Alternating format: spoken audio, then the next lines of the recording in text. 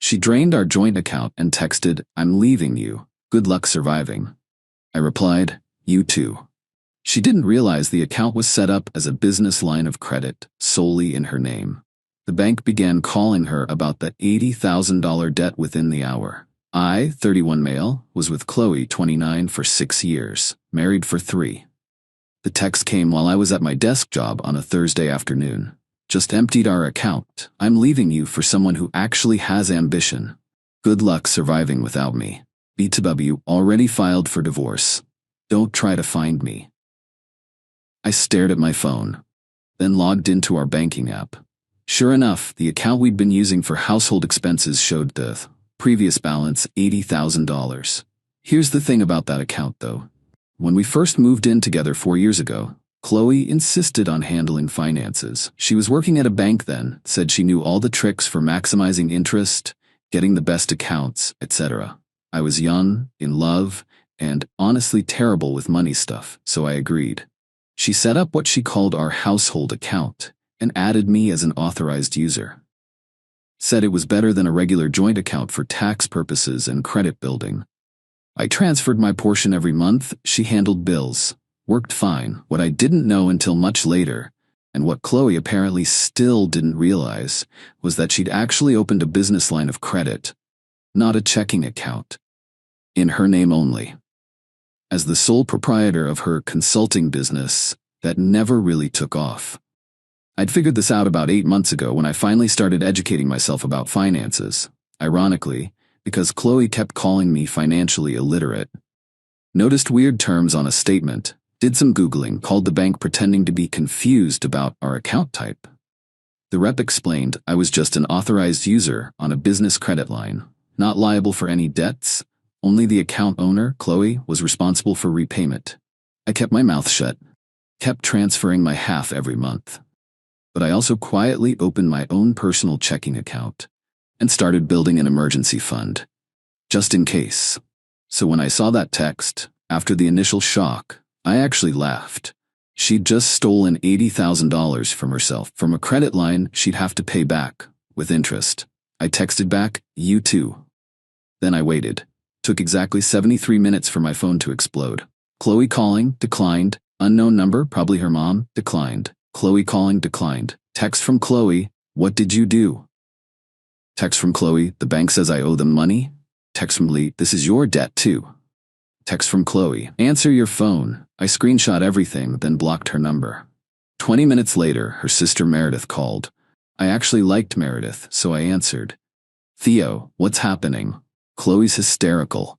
Something about the bank calling about a massive debt. "Meredith, your sister just drained what she thought was our joint account and sent me a text saying she's leaving me." Turns out it wasn't a joint account. It's a business credit line in her name. Long pause. She stole money from a credit line? Technically, she borrowed it from herself, and now she owes the bank $80,000 plus interest. But that was your money too. No, I was just an authorized user. I put money in monthly, which technically counted as payments toward the credit line. But the debt, that's all hers. You knew? Found out 8 months ago. Never thought she'd do something this stupid, though. Meredith was quiet for a moment. "Theo, she's with someone else, has been for months. Some crypto guy named Blake she met at a conference. I figured as much. You need to help her with this debt situation." Why would I do that? She just stole what she thought was my money and left me for another man. Because it's the right thing to do. The right thing? Meredith, she literally tried to leave me with nothing. She thought I'd be broke and desperate. The only reason she's in trouble is because she didn't understand her own financial setup. I hung up. Update 1. The entitlement has reached astronomical levels. First, Qley tried the legal route. Had some bargain basement lawyer send me a letter demanding I pay half the debt as it was marital funds. My lawyer, yes, I'd already retained one, responded with a simple statement. I was an authorized user, not a cosigner. The debt predated our marriage since she opened the account before we wed. Not my problem. Then came the emotional manipulation via her parents. Her dad, Robert, actually showed up at my apartment building. Doorman called up. "There's a Robert here to see you, says it's urgent. Tell him I'm not available." Could hear Robert yelling from the lobby about man-to-man conversations and doing the honorable thing. Security eventually escorted him out. But here's where it gets really interesting. Remember Blake, the crypto guy? Well, Meredith reached out again with some tea. Apparently, Qley had told Blake she was getting at least $80,000 in the divorce, plus alimony, plus half my 401k. She'd been spinning this tale of being married to a tech executive, I work in IT support, who was loaded but cheap. Blake thought he was getting a sugar mama. When Qley told him about the debt situation, he bounced, literally ghosted her within 24 hours. She tried to move into the apartment he'd been renting for them. Yeah, she'd already signed a lease with him. But surprise, he'd never actually put her name on it. The landlord wouldn't let her in without Blake's permission, and Blake had already told them she was no longer authorized. So now Qley was homeless, 80K in debt, and single. Did I feel bad? For about 0.3 seconds. Then I remembered the good luck surviving text and went back to eating my cereal. But Qley wasn't done. Oh no, she created a whole victim narrative online, posted on social media about how her financially abusive ex-husband tricked her into debt. How I'd manipulated the banking system to trap her. Problem was, she'd forgotten that several of our mutual friends worked in finance. Her former coworker from the bank, Jerome, actually commented, "Qley, you literally worked in banking. You opened that account yourself. I remember you bragging about the rewards points." She deleted the post, but screenshots were already circulating. Then came the truly pathetic attempt. She reached out to my mom. My mom. Trying to get her to convince me to help with the debt. My mom's response was legendary. She sent me the screenshot. "Qley, Mrs. Davidson, Theo won't help me with this misunderstanding about our finances. As his mother, could you talk sense into him? The same sense you had when you were cheating on my son with that crypto fool? That kind of sense? Delete my number." But the peak entitlement came yesterday. I got a call from the bank. Not about the debt, about Qley trying to report the authorized user card as fraud. She claimed I'd somehow stolen from the credit line without her knowledge. The bank rep sounded tired. "Sir, we've reviewed the account history. Every transaction from your card was for regular household expenses, groceries, utilities, etc. Does she really want us to investigate this as fraud?" "What happens if you do?" "Well, filing a false fraud report is a federal crime, and since she sent text messages admitting to taking the money, she withdrew $80,000 at once. How is that not flagged?" Business credit lines have different rules. It was technically her available credit, but now she owes it back with interest. The rate is substantial. How substantial? 24.99% APR. I actually choked on my coffee. At that rate, if she only made minimum payments, she'd be paying forever. Update 2. The spiral accelerated faster than I expected. Qley's lawyer dropped her after she couldn't pay the retainer. She tried representing herself in our first divorce hearing, showed up in designer clothes, probably bought with the stolen money, and demanded alimony because she was accustomed to a certain lifestyle. The judge looked at her financial records, saw the $80,000 withdrawal, saw her texts admitting to taking it, saw that she'd been employed full-time until she quit 2 weeks ago, apparently thought she wouldn't need to work after cleaning me out. "Judge, ma'am, you withdrew $80,000 from a credit line, quit your job, and now want your ex-husband to support you?" He tricked me. He knew it was a credit line. "Did he force you to open the account?" "No, but did he force you to withdraw the money?" "No, but he should have told me. You set up the account. You managed it for years. You work in banking. Ignorance of your own financial instruments is not your ex-husband's responsibility." 0 alimony. She actually owes Emmy money because she drained accounts that had marital funds in them. The $80 included my contributions over the years. But here's where Qley's entitlement went nuclear. She started calling my employer daily, claiming I'd stolen from her, that I was dangerous, that they should be aware they employed a financial predator. HR pulled me in for a meeting. I explained the situation, showed them the divorce papers, her texts, everything. They were actually sympathetic, but said the calls were disruptive.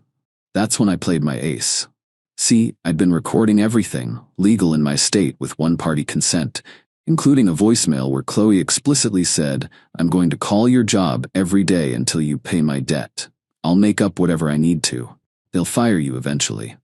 HR's face went pale. Legal got involved. They sent Qley a cease and desist. She violated it within 48 hours. My company pressed charges for harassment. But wait, there's more. The bank started collection proceedings. Qley missed her first payment because she'd blown through most of the $80,000 already. How? Well, according to Meredith, who was thoroughly disgusted with her sister at this point, first-class tickets to Costa Rica for her and Blake, $12. Designer shopping spree, $15,000. Deposit on a luxury apartment she couldn't actually afford, $8,000. New car down payment, $10. Couldn't get approved for the loan though. Cosmetic procedures she'd been wanting, $7. The rest went to hotels, restaurants, and investing in Blake's crypto scheme. When the bank started calling about missed payments, she tried to negotiate. Claimed financial hardship. They asked for proof of income. She had none. She'd quit her job, remember? They accelerated the debt. Full $80 plus accumulated interest due immediately. Qley's solution? She tried to get Robert to co-sign a consolidation loan. He refused. She tried her mom. Also refused. Even Meredith said no. Then she hit absolute rock bottom of shamelessness. She started a crowdfunding campaign. Help a domestic abuse survivor recover from financial exploitation. I kid you not. The campaign included photos of her crying, a completely fabricated story about how I'd manipulated her into debt through complex financial schemes, and a request for $100K to rebuild her life. It raised $37 in 3 days. Someone donated $2 with the comment lol. Meredith sent me screenshots of Qley melting down in their family group chat, demanding everyone share the campaign, calling them unsupportive when they refused. Her own aunt responded, "Qley, everyone knows what you did. Stop embarrassing yourself." Update 3. The legal consequences started hitting. Remember the harassment charges? Qley got arrested at her parents' house. Robert had to bail her out. The conditions included no contact with me or my employer. She violated those conditions within a week by creating fake email accounts to send anonymous tips to my company about my criminal behavior. IT traced them back to her IP address. Back to jail. This time, Robert didn't bail her out immediately. Let her sit for 48 hours to think about her choices. Meanwhile, the divorce was finalized. She got her personal belongings, her car, that she was making payments on. 40% of the marital assets would have been 50%, but the judge factored in the $80 she took. I kept. The apartment was mine before marriage. My 401k, protected since she withdrew the $80K. My sanity. She had to pay. The $80K credit line debt. My legal fees. Judge ruled her behavior was malicious. Court costs. The total she owed between the bank and legal fees? About $95. Her solution was spectacular in its stupidity. She tried to declare bankruptcy.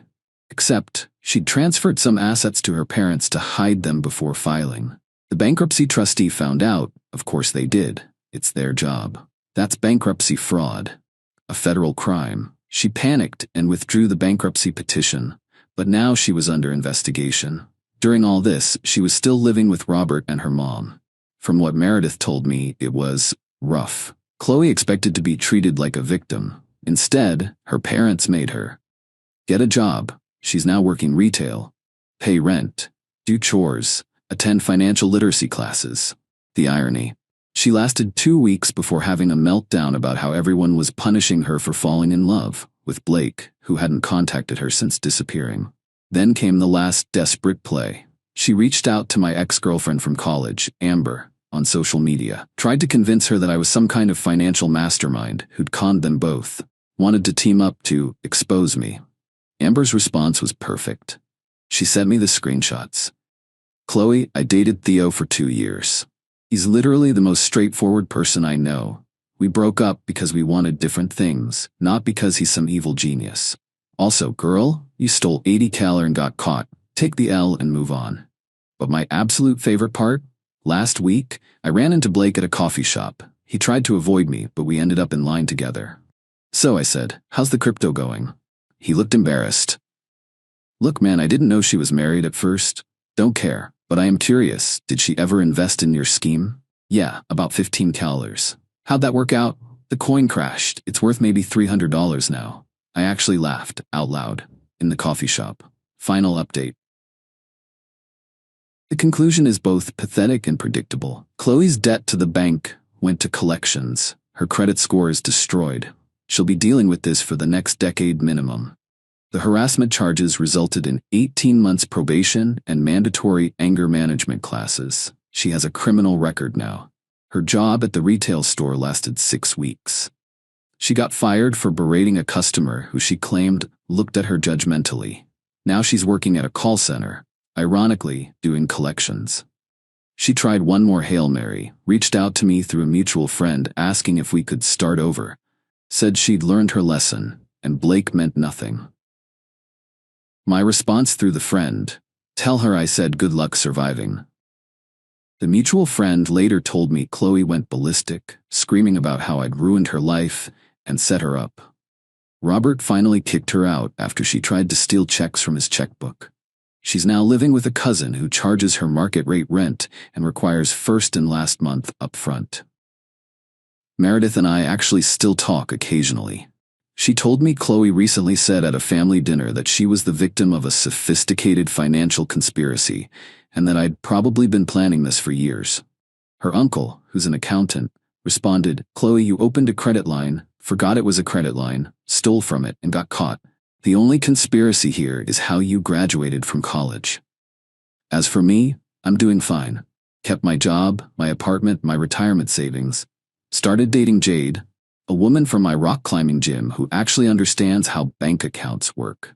The $80 teller Qley stole? Well, technically she stole it from herself, and I'd only contributed about $20 of that over the years in monthly payments. The bank considered those legitimate payments toward the credit line. So really, she played herself. Last I heard through the grapevine, she's in debt for the next 15+ years. Living paycheck to paycheck, Blake is being investigated by the SEC for his crypto scheme.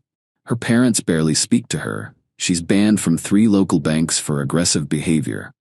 Still posts vague quotes about surviving betrayal on social media. The moral of the story? If you're going to drain a joint account and leave your partner with a good luck surviving message, maybe make sure you actually understand what kind of account it is first. And definitely make sure it's not a credit line in your name only. Because turns out, karma doesn't need my help. Sometimes idiots destroy themselves with their own entitlement. Good luck surviving, Qley. You're gonna need it for the next 15 years of monthly payments. Edit. Since people keep asking, yes, this is all legal. No, I had no obligation to warn her. She set up the account. She managed it. She worked in banking. Her ignorance of her own financial instruments isn't my responsibility, especially after she tried to leave me with nothing. Edit 2. For those saying I should have told her, she literally sent me a text saying she was leaving me and to good luck surviving after stealing what she thought was our money. Why would I help someone who did that? Edit 3. Qley, if you're reading this, and Meredith says you've been hate-searching my username, that financial literacy class you're taking, pay attention. Might help with the next 180 monthly payments you've got left.